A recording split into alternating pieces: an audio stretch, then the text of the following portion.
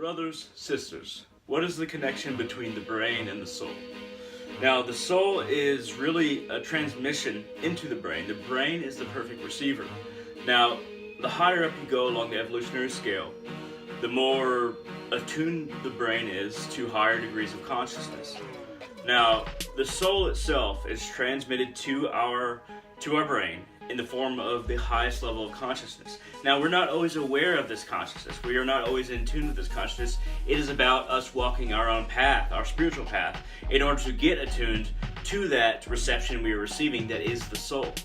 The soul doesn't technically exist in the body, but it is a transmission that we receive. Now, this means that even if the body is destroyed, even if we are completely destroyed physically, that means the soul is untouched. It exists at a higher frequency that cannot be burned, it cannot be drowned, it cannot be flayed, it cannot be chopped into pieces. Really, what we feel as our body, as our material existence, is only a receiving device for the soul. Now, this doesn't mean that the brain is the only receiving device. Our heart also has a gateway. Our heart is kind of a gateway to experiencing the vaster soul, the grander spirit, if you will, that is always connected to the spirit beyond creation, which some will call the source, some will call God. But that thing which was at the beginning, at the end, and we realize once we reach a higher level that there is no beginning and end. It's just an infinite expansion. That time itself, as we understand it, is null and void. Time itself is not relevant. When we truly look at the eternity that is the soul, which we receive it, and we just have to get in tune with it. We just have to get rid of the thoughts in our mind that are materialistic. We just have to get rid of our attachments that are very bound to this world. There are threads that become chains, that become iron manacles that keep us from realizing our soul. It's always right there, but our ability to go out and grab it is contained when our material nature is accepted and our true eternal nature is rejected. Then we will always be in those manacles, and they'll get thicker and thicker.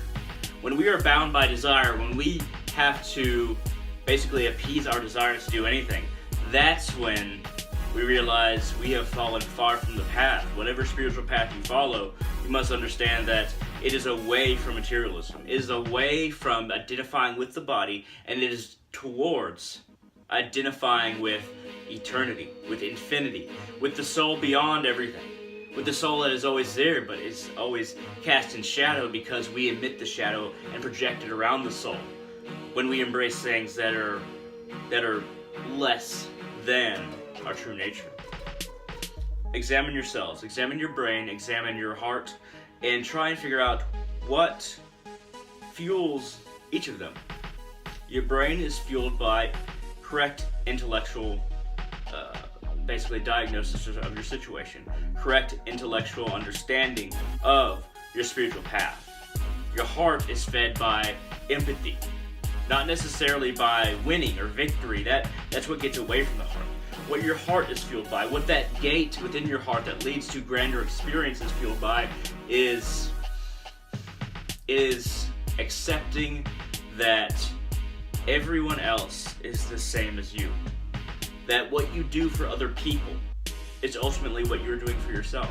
And what other people do for themselves and for you is an equal exchange. There is no separation. There is no exchange that is not given to the grander self. We must realize that compassion and empathy are the highest logic, and compassion and empathy are what fuels the heart and creates a stronger gateway to the grander whole. Thank you very much for watching. I hope this video has been interesting. This has been a video about soul and brain. And if you have any questions, comments, concerns, shoot it down in the comment section below. If you like this video at all, hit that thumbs up down there, and I will see all of you in the future.